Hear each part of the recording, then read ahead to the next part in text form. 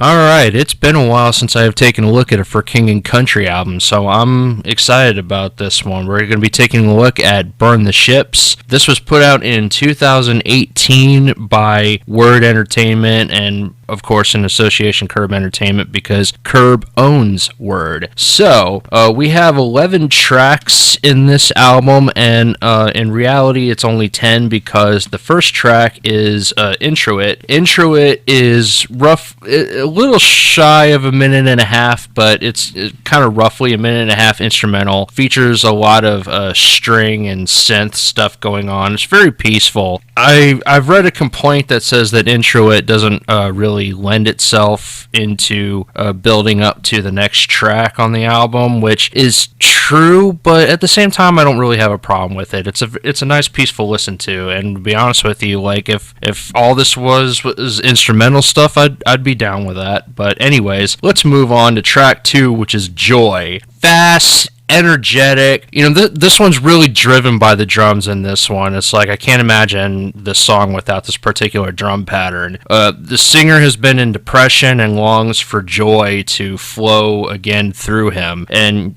he says in the pre-chorus, time is coming to make a choice and I choose joy. So another fun fact about this song is that the bridge, it draws reference to the old Sunday school song, the joy, joy, joy down the depths of my heart. I'm not going to try to sing it right now, but so yeah, that's cool. And why not? If that's your subject of your song, what better thing to draw back reference to? Alright, track 3 is God Only Knows. So I would say this is a moderate paced song. You probably could call this a ballad, I guess. The singer is singing to someone who has experienced too many hardships to count, and is sharing the message of God's love to this person. Is basically the gist of the song. I'll go more into this song, why I like it when I talk about my favorites, because spoiler one, this is one of my favorites. There's an alternate version of this song. It's not included on this album, but there was an alternate version that was recorded and produced afterwards, and it includes Dolly Parton. Now, at the time, this was huge because this was the first time, at least in several years. I don't know if she ever did this in earlier mid part of her career, but this was the first time that I ever recall any person from a mainstream genre like this drawing attention to Christian music. And so, to have an iconic legend like Dolly Parton be a part of something like this was huge for the Christian music industry. Absolutely huge. And I believe their version, I don't know if it was the original version or if it was the version with Dolly Parton that went on to get Grammy nominations and everything, but it was just the best thing that could have happened for King and Country, publicity wise. That having been said, the alternate version of the song, it's not part of this review officially, but let me just say that version really isn't good in my opinion. All due respect to Dolly Parton, but her voice just doesn't lend anything additional, better, or anything really to this song. I prefer the original version so much, but I think her voice just suited better later when she worked with Zach Williams than with For King and Country. I don't know if it was just a clash of style, because there is a little bit kind of a country element that's added to God Only Knows in the alternate version. But anyway, I've talked about this too much. It's time to move on. Track 4 is Amen, and this kind of has like a grooving cadence thing going with it. I've heard somebody describe it as Latin, and I really don't know where they get that from, because there's nothing in this song that represents Latin music to me, but maybe that's my ignorance. The song is a celebration of coming to Jesus. There's references to things like baptism and resurrection. And the choir really adds to this feel of celebration when you get to the amen part. One of my favorite things about this song is just the way the guys sing, all the people say, and then it gets into the big choir, oh man. Yeah, so that was probably terrible, but it's a fun song to listen to. So track 5 is Burn the Ships. This is the title track, of course, and the verses are soft for the most part, while the chorus is bright. It's led by the kick drum on the downbeat, and that kind of helps give it a nice pulse. The song is ultimately about our walks, our Christian walks, or whatever, and leaving our past, that is our sin, different addictions or whatever, all that kind of stuff behind. That's where you get the idea of burning the ships. That's what that symbolizes. Up until the bridge, the song could also have another meaning as well, I think. I don't know if everybody has ever noticed this. Up until the bridge, the song could also really apply to relationships. It's only one word, but the word that lends itself to that idea is when the word dear is saying, and I mean DEAR. So if you look at it from that way, it actually creates an entire subject shift in the middle of the song. But that's a theory. That could just be something that maybe they weren't intending. I don't know. Overall, though, I love the rhythm and the rhyme of the pre-chorus and the end of the chorus, the way the pre-chorus builds and everything, and all comes together in the choruses. But the rhythm and the rhyming that's going on, I'm not going to try to replicate it. I advise you to go listen to the song because it's really fun to listen to. Anyway, moving on. Track 6 is Fight On Fighter. This is fast, mostly soft. This is actually one of those songs, there's a couple of these songs on here that are fast, but because they're soft, they hide how fast they really are. So it's mostly soft until the turn, and the turn is that kind of instrumental part that's right after the chorus. And that turn has such a nice, bright, and beautiful melody. To me, it's the best part of the entire song. It's I don't call that what you will, what type of indictment that is for the song, but I absolutely love that turn. It is so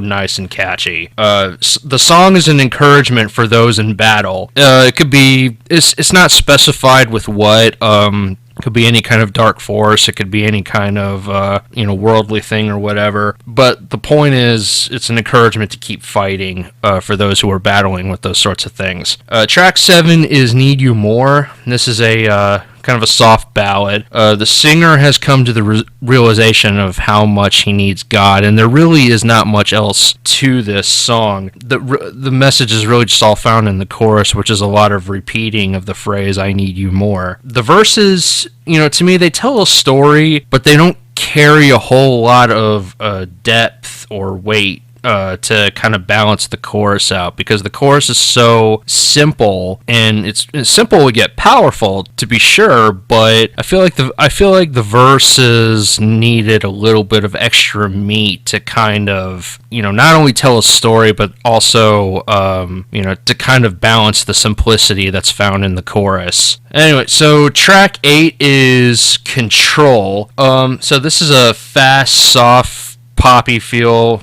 It goes to a halftime feel in the chorus, which is gives it a little bit of musical variety. The singer is surrendering to God, knowing he can't do anything alone.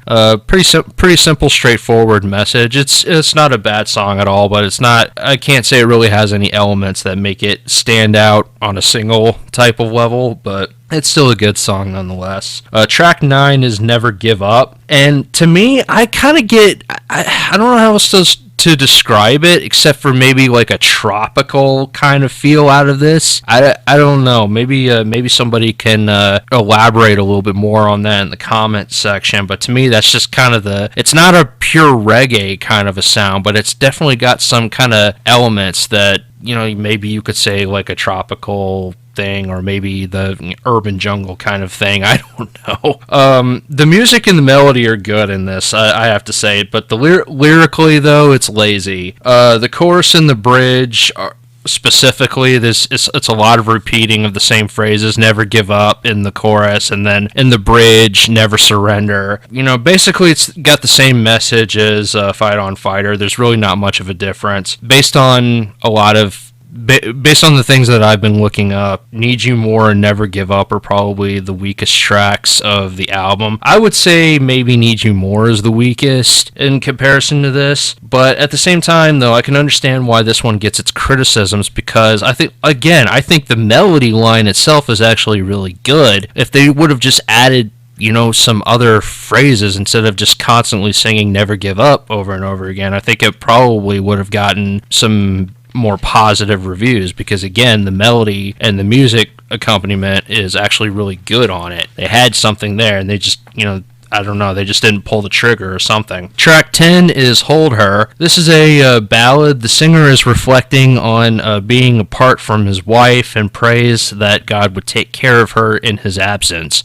Pretty simple, and it's actually, it's not a breakout hit or anything, but it's a pretty good song, I think. I imagine that the both of them sing this a lot, with them being on the road and traveling a lot, so this is probably hits home with them more than we realize. And then the final track on this album is Pioneers. So before I talk about this song, I should mention that this track features Mariah and Courtney. And who are Mariah and Courtney? Well, Courtney, if you remember from Run Wild, Live Free, Love Strong, Courtney was featured on that album as well. And at the time, I did not know I believe she's Luke's wife. She's one of their wives. And then Mariah is the wife of the other one. And it's not just any type of Mariah. This is Mariah Peters, who I've reviewed her I Choose Jesus album already, and probably some years down the road I'll get around to reviewing her second one. But yeah, I believe it's Joel is married to Mariah and Luke is married to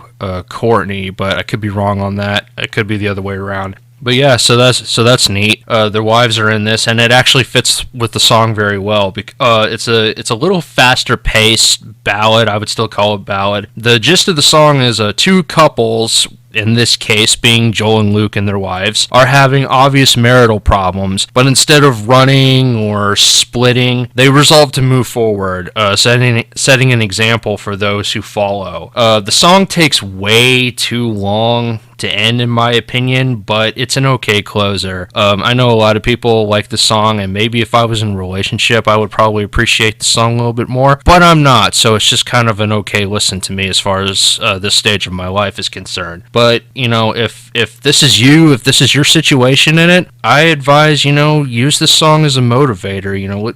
Don't follow like the many masses of people who just end their marriages for stupid reasons, or end their relationships even for stupid reasons. Try to work through things, and actually resolve not to split. But anyway, that's all the tracks for King and Country's third album. I think it follows suit with the first two. I can't remember everything that I said in the prior reviews because it's been so long. I just went back and I looked at what I gave them for ratings, and what I can say is that I think for me, I don't think it has quite as many memorable songs as Run Wild, Live Free, Love Strong did, but at the same time, I think the singles that are present in this song have a little bit more quality, have a little bit more substance to them, and that's going to play into the rating that I give into this, because when it's pretty typical for King and Country kind of stuff. When they hit big on a song, they hit big. I mean, that's just the nature of their songs, man. It's like when they got something, they've got it good, but then the rest of the album just is kind of average at best. And I suppose there's nothing wrong with that, but then that might lead into an argument of should they just make EPs with hits as opposed to making full long play albums. And that's we could sit here and debate about it all we want, but in the end, it's their careers. It's what they want to do with with their music. So it's not really my place to say. But like I said, though, it's the same thing with this album. The hits are big, and the rest of the album is kind of here and there. You take it or leave it. You like it or you don't. All the tropes that they've set up for themselves in the past. The presence of drums being prominent is continued in this album, although there's not quite as much drumline kind of stuff as there was in the previous album. But it doesn't matter. These guys are still heavily percussion focused, and I love them for that. One thing I would have liked to have heard a little bit more is a little bit more of that typical symphonic sound that you hear out of live. It's kind of there, but it's not. like it was previously. So for a good example for comparison purposes is go back, listen to Proof of Your Love, listen to that opening, and then listen to some of the stuff that's in this one, and you find that it's not really present. But I'm still going to give this one a 3.9 out of 5. The back half is obviously not as good as the front half. I think if there had been like one more single or slightly above average song, it would have been fine and probably would have helped counterbalance it a little bit. As it is, I think it's not as there's not as many tracks that I would probably go back to as in Run Wild, but I still think that the quality in these tracks that I'm about to mention, with the exception of Shoulders from the previous album, I think they add more stuff. I mean, and don't get me wrong, I love Fix My Eyes, I love It's Not Over Yet, they're great songs, but I think these songs I'm about to mention are, all add more stuff to it. Shoulders is about the only one that could really compete with these songs. And so I think you probably know what they are, but Joy is my personal favorite of the entire album. Joy is just so much fun. It's just awesome. I absolutely love the song. I know technically speaking, it's not, from a message standpoint, it's not necessarily as good of a song as God Only Knows, but I think from an overall music perspective, this is such a great song. It's my personal favorite. Close second, though, is God Only Knows, and that's because I love the wordplay of God Only Knows. The starting in the chorus of God, the expression of God only knows what you've been through and different stuff like that, and then they turn around by the end saying there's a kind of love that God only knows. I first heard that, I was like, that is genius. This is going to be a hit song, and sure enough, I was right. It is from a lyrical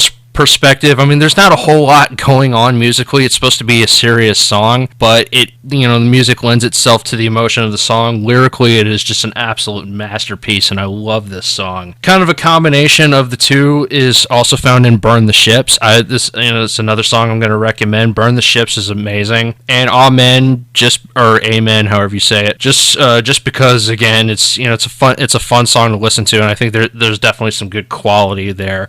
Just going back to Burn the Ships for a minute, though, again, I mentioned this already, but I love kind of the rhythm of the pre-chorus and the chorus. There's probably not as much rhyme in there as I was originally trying to give it credit for, but there's just the rhythm of what's being said makes it really fun to go back and sing to, and then you get into the brightness of the chorus and everything. It's just very well put together song from a title that sounds kind of odd at first, but it ends up being a very nice song. Anyway, enough about that. The other song, it's not one of my favorites, but a song I'm going to go ahead and recommend too is Hold Her. This is a song that kind of surprised me a little bit. It's not, super great quality. It's not going to stack up there with, Proof of Your Love or Middle of Your Heart or anything like that, but I think it's actually got a little bit more clout in it than the rest of the songs in the back half of it. So I think, that's a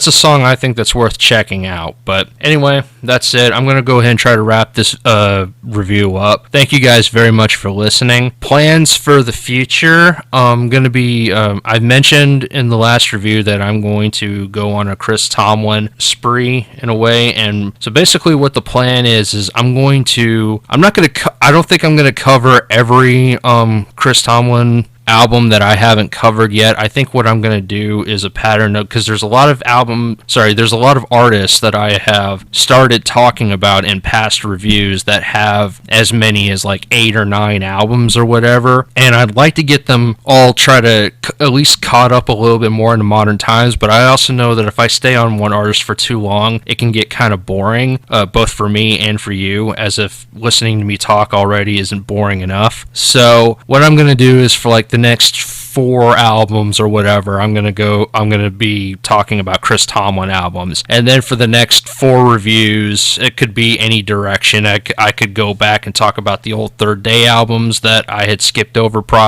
previously. I could go to Casting Crowns or Mercy Me, Matthew West. I mean, there's a lot of different options for people with all these big portfolios of albums out there. So, but for right now, we're gonna stay focused on Chris Tomlin. And yeah, I think it's gonna be fun because I love Chris Tomlin's music and something I can recommend to anybody. So the next album we're gonna take a look at is we're gonna go back. I had missed Chris's first album, and we're going to go back and we're going to take a look at Chris's first album, and then after that we'll skip back ahead to where we had originally left off, the fourth album.